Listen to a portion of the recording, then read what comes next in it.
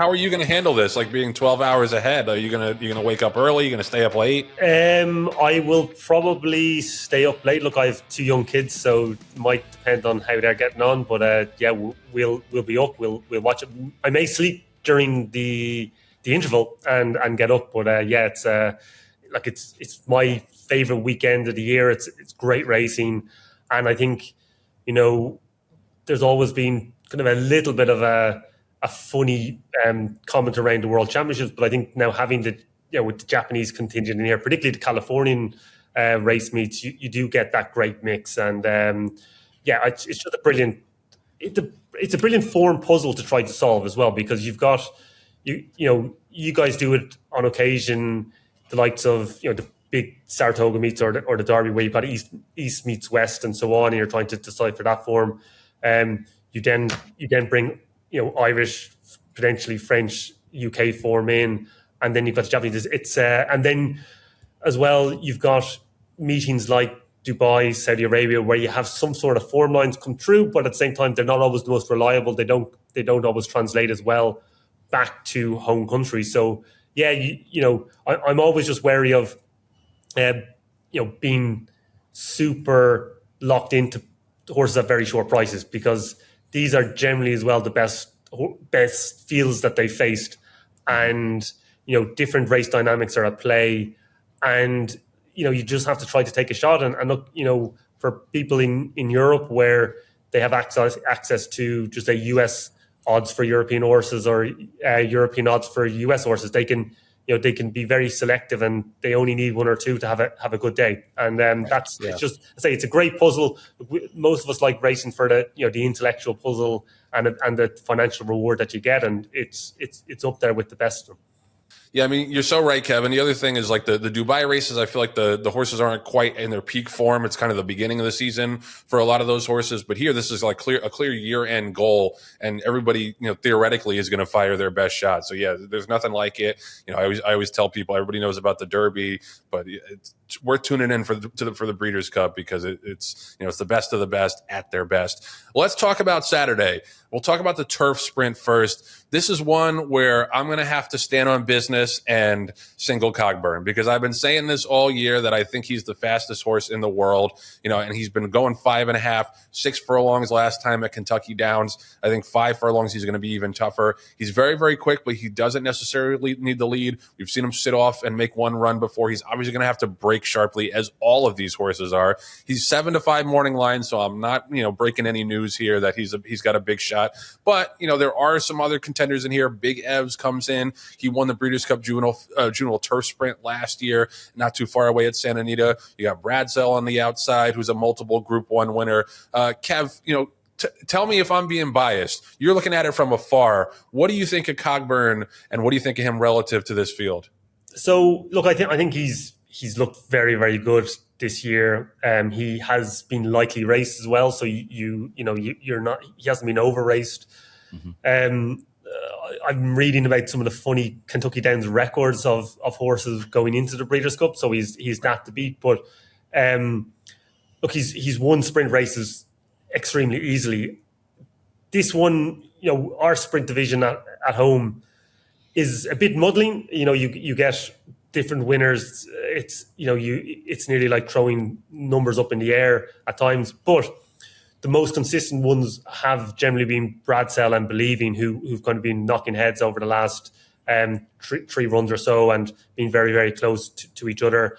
They'll be, certainly Bradsell, Big Evs will be honor near or be trying to be honor near the lead, and I'm trying to take the view that Cogburn brings a different level of intense competition to them, and they might find it they're just run off their feet, and it could end up being something like Starlust that comes through as a second or third. And if you look, he was second to Big Evs last year, and I would encourage people to look back at the whole replay of that, because Frankie's on board.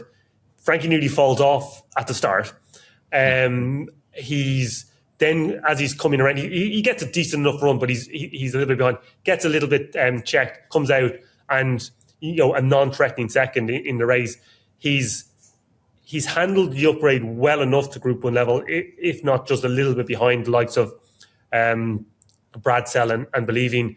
His run last time out in the Abbey, you'll see he's 9th, beaten 6 lengths or so. He was nearly put through the rails when coming for a bit of a run down the favoured rail side in Longshot. So you can kind of throw that out. Sometimes you tend to be a bit too optimistic on where they might finish, but here you're gonna be getting a big price, and again the race dynamics feel like they might play into a non-threatening second or third, and you know, and if you like Cogburn, and you're trying to find something underneath, he feels like he's the type of play for me. Like Russell Ryan and Ralph Beckett have had a great year winning the Arc, and they've had a string of really good 2-year-olds come through this year. And I think like this would be, I wouldn't say cap the year because an Arc caps any year, but again, primed to run a really good race. Right. You know, guys, there's an old saying that says man plans and God laughs. And in this case, though, man planned and it came to fruition. The Breeders' Cup last year sat down and said, we're going to focus on increasing international participation. They increased the number of win and you're in races. They increased and raised the travel stipends, you know, for horses and people from overseas to come here. And never is it more true than in race 7 on Saturday in the Longshot Breeders' Cup Turf. As I call it, the marathon. You know, I know that's not really the official name, but Kev, well, we got to say something about that. Like, a mile and a half is a marathon to this guy. Like, how ashamed are you with all the distance races? I hope he's been following Kyprios's exploits in Europe, winning over 2.5 miles and so on. That's right. Yeah. Joe, you'll see when you get to be 55 years old, a marathon is going from the bedroom to the bathroom. Okay, so you know a mile and a half is a long distance, buddy. But anyway, 9 of 13 entries in this race are from overseas. Help us unscramble the scrambled eggs that is this race, where I think 2 out of the top 3 horses, odds-wise, are coming in from overseas. Yeah, look, I think you've got a very solid Breeders' Cup turf, if not we'll say the superstar Euro that you might be accustomed to every so often, an Enable or even an Auguste Rodin last year. You do have a very solid horse like Rebels Romance topping the market and probably expected favourite, and I'm trying to find ways to beat him. I kind of like he has a very solid look, and even again, you know, I tried to pick holes in his form in Germany last time, but the runner-up won very easily in Italy. His King George run, actually, if you look at the race dynamics, where Goliath came from, Rebels Romance was on the speed. Everything else kind of fell away, and Rebels Romance was pretty much the last one of the speed to be beaten.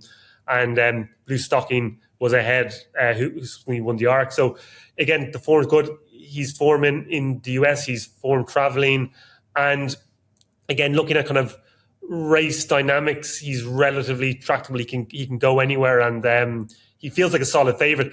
There feels like there's less question marks over him than the likes of Emily Upjohn, who's going to be a bit in and out. It will be a great story with Frankie reunited. I think the 4 maybe of our last race maybe has got a bit too much airtime with the 1 and 2 running in the Arc 1-2. I don't think the Arc was as good a race as it is on paper. I think that might be elevated a bit, but she'll get her ground. Again, maybe the Fidian Merturf would have been the easier option for Luxembourg. He's been in and out, but he's running okay. Wingspan is the fast improver, but she's possibly flattered by her run last time out, where nothing really came from off the pace, and this is a much deeper field. JRB now is the interesting one again. I was very intrigued to see him, but he hasn't been missed in the market. And that was the bit that I was a bit in some way, like he probably will go off a bigger price in his morning line. Brian Meehan feels very confident. He's won it with Red Rocks. He's won it with Dangerous Midge. He feels a better horse than both of them. He's got form on fast ground. He's run Economics quite close in France, who won the Champion Stakes. I like the 10 furlong angle going up to 12 furlongs in Del Mar, where again your European, you know, you want to stretch out a little bit, and hopefully that will play. So I've tried to find ways to include the Japanese, like Shaver. He ran a great race last year. Actually, he should have been where Auguste Rodin was, and he would have won the race. And there was the mid race dynamics that kind of changed things. He's back again. His prep run was better this time than last time. Rowshan Park, again, you can go back and find good form there. I just don't know if he's good enough here, and does the price compensate? So like I've kind of narrowed itself down to Rebels Romance and JRB as the kind of two main, a little bit unoriginal. The one actually US horse I do want to have a nod to is Gold Phoenix, who actually his Del Mar record really, really good. He ran a great race last year coming forward. He'll have a different trip out wide, but again, he'll just be a big price and he'll run all right. But again, with a lot of European horses who have question marks, they may not perform on their A game, and he's the type of horse who may take advantage there. But Rebels Romance and JRB probably being the two against the field for win purposes. Yeah, Rebels Romances have just been so solid. I'm always a little interested in these races where you don't have like that standout Euro like Auguste Rodin in the improving 3-year-olds. So you mentioned JRB, you mentioned the filly towards the outside. I would look towards them a little bit just because there's nobody that really jumps off the page as the standout Euro, and on the American side either. It hasn't been a great year for the turf division over here either. I want to jump to the mile. This is a race that Charlie Appleby has dominated the last 3 years. He's looking for his 4th consecutive win. He had Space Blues in 2021, Modern Games in 2022 over this course, and Master of the Seas last year. He's got one shot in here in the 6, notable speech. He's what you'd like to call an in-and-outer, Kev. He won the 2,000 Guineas, and then he stepped back and ran 7th in the St. James's Palace. He won the Sussex, stepped back and ran 5th in the Prix de Moulin. There's a lot of other really interesting horses here. Porta Fortuna right to his outside. Diego Velasquez, a 3-year-old for Aidan O'Brien. We got a couple of Japanese interests. Ramatual, who looks very, very good and on the improve, has never been off the board at the rail for Christopher Head. Just beat Boys in the Prix de la Forêt as a 3-year-old filly. Give me your thoughts first on the Charlie Appleby horse, and then where else would you look in this spot? Yeah, so this is a really intriguing race, because I think to maybe start with the race dynamics, there looks like there is plenty of pace on, and there's plenty of horses who want to be just behind the pace. So tactical position is going to be crucial. And looking at Space Blues when he won it a couple of years ago, he had generally actually come from a lot further behind in his runs, and he had a dream run just behind Smooth Like Straight, who stayed on for second. So again, that tactical speed and the fractions that you're going to need to run to win this, I think are going to be crucial. And Notable Speech, I think, has the ability to run the fastest fractions in my eyes. He's done it in his first couple of runs in Kempton. He did it. He did it in the 2000 Guineas. He did it in the Sussex Stakes. He's had the in and out runs, but you could say like Ascot's a strange one. The Moulin was a little bit softer ground, and you kind of say, look, we'll forgive that. But he'll get his ideal conditions here, and I think it's going to, again, maybe slight doubt around left-handed, but his speed and his ability to run, again, very, very fast fractionals will help. The others, it's interesting. Like Porta Fortuna, she's had a stellar year, very consistent. It's interesting. She still probably has to take another step up to win this race against Open Company. Ramatuel is very interesting because she was behind Porta Fortuna a few times and then came out with this devastating run in the Forêt, where, again, was it the soft ground? Was it the freshness? Has she just matured?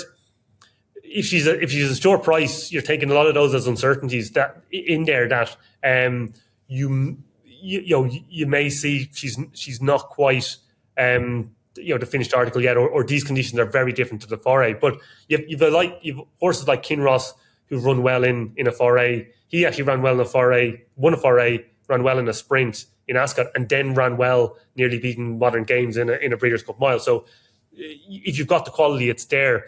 And I think the other one was like Diego Velasquez has been kind of beating up on lesser quality. It's interesting they've kind of kept them deliberately fresh for this. They've had Henry Longfellow go for some of the bigger Group 1 prizes over a mile in Europe, and they've kind of kept this guy fresh. The jury's out a little bit on will he even get to the pace, and will he be able to dictate things, which he's generally done the last two times. Geoglyph, the Japanese horse, again, he's had a big run overseas, like in the Saudi Cup before. He has star quality. He just doesn't look fast enough to me for this type of mile race.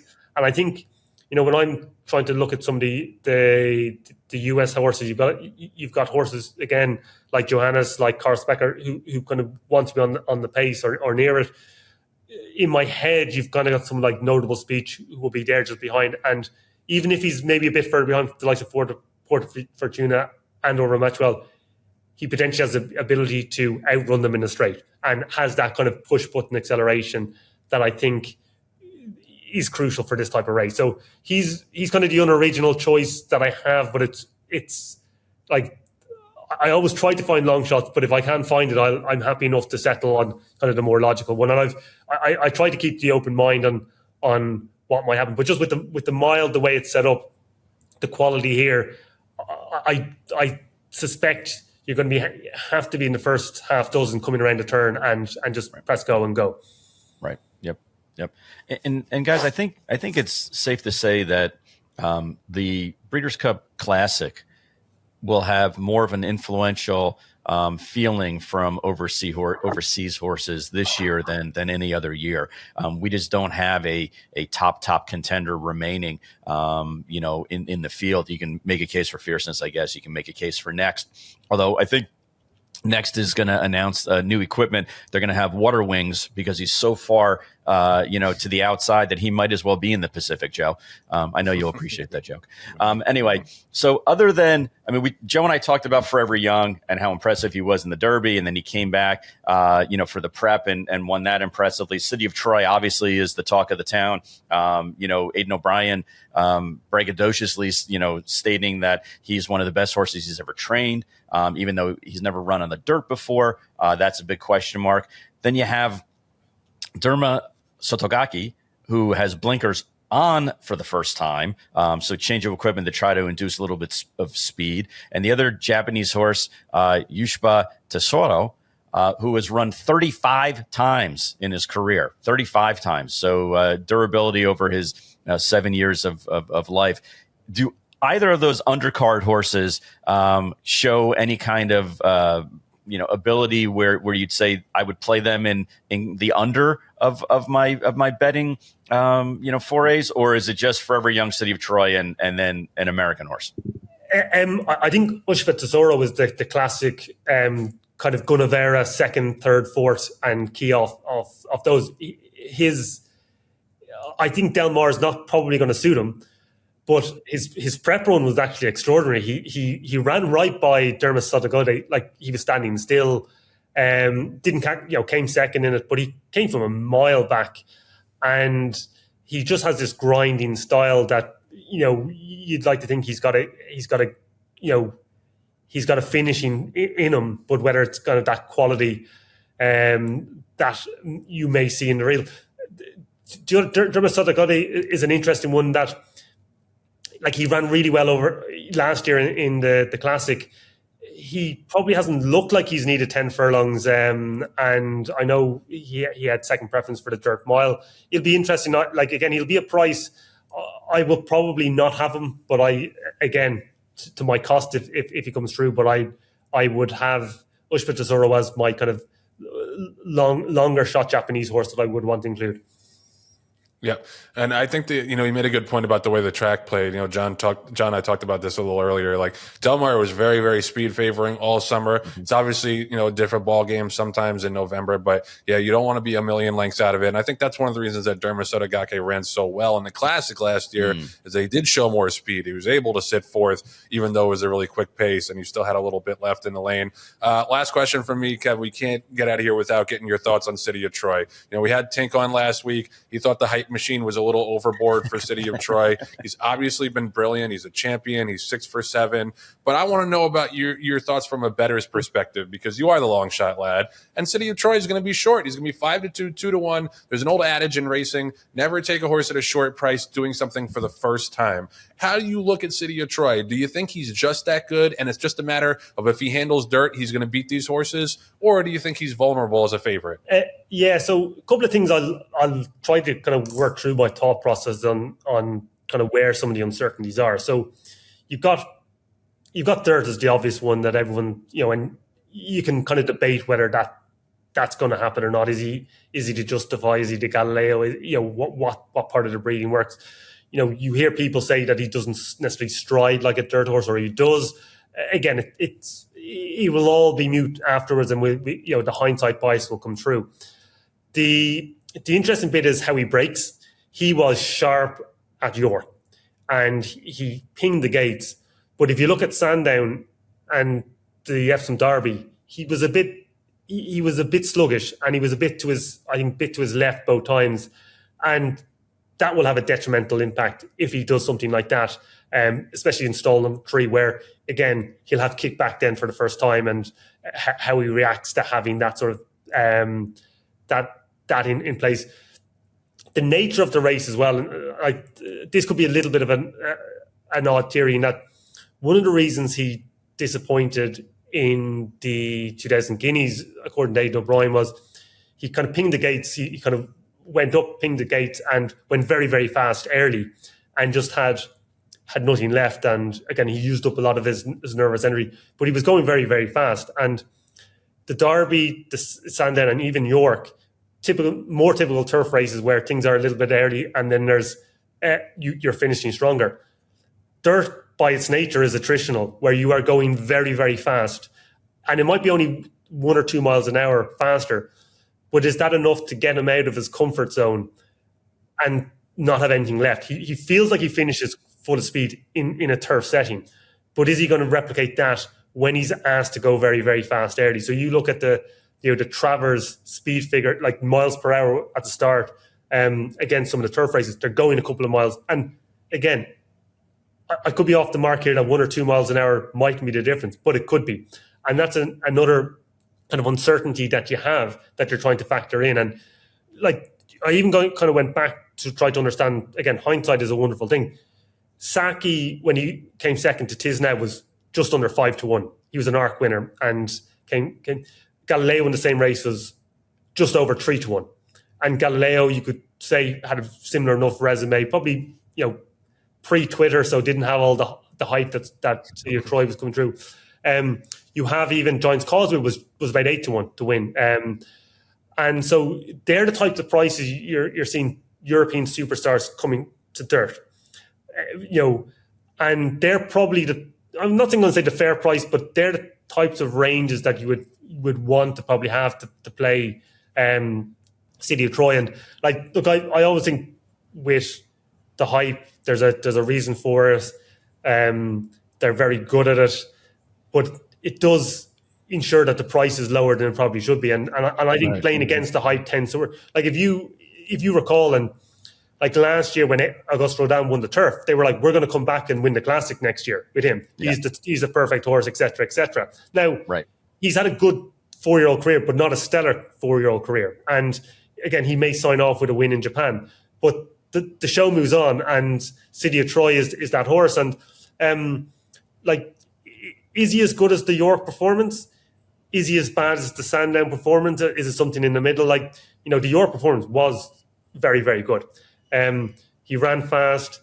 A lot of people were saying about the track record. There was a tailwind, and I think it was a little bit less than the Sea to Stars distance as well. So that kind of cloudy things. But if he pings the gates like that and is able to kind of get a good position early, you're probably happy with the, 5. If he's 5-2 or so, you're happy probably with that price. If he doesn't, you're probably taking 3-4 times the price. So you might know your fate early, but it's going to be fascinating. I don't know. Like, if I think in the European bookmakers, you've got City of Troy 7-4. You got Forever Young 11-2. I'd be on Forever Young all day long. I think if they said he's 80% fit from his prep run, if you see natural improvement on that, I think he could blow them away. To be honest, I think he ran when he ran into Derby. He had been to Saudi. He'd been to Dubai. Right. He had those different kind of race dynamics.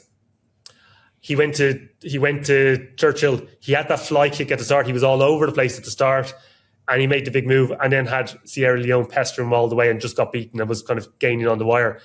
If he's I think he had a bit of a setback during the summer. If he's none the worse and he comes back firing on all cylinders, he feels like it's a huge play. Again, same comments apply about the start. He's in stall 1. He could, if he's further back than ideal, you have a Del Mar speed favouring course that he just doesn't eat up the ground. But he feels like he's the better play at 11-2. If City of Troy's 11, if the two of them are 11-2, I'd probably still favour Forever Young. But there's a price probably I'd want to play City of Troy at, but at the current ones, no. Yeah. World Traveler, that's a good point. Like, he was all over the place going into Churchill and still ran his race. Probably should have won, if you really get down to it. Fellow World Traveler, Kev Humphreys, thank you so much for coming on the show and for giving us all your insights, man. It's great to see you, great to talk to you. And if you want to follow Kev on Twitter, it's KevHum, KEVHUM. Go follow him. I promise you, he'll put you onto a few long shots. Thanks for the time, my brother. Thanks, guys. Pleasure to chat. An honor. And look, it's easy to talk before the event, with all your views. Hopefully one or two are right. And look, hopefully some of the logic makes sense and people, people kind of latch on to that. And the last thing I'd say is, it's been great watching a lot of the racing from all around the world, doing the prep for this. And that's, that's something I love to do and try to solve this puzzle. So, thanks, guys, again. And, best luck to yourselves for the weekend. Same to you, bud. Thanks for coming on. Thanks, guys.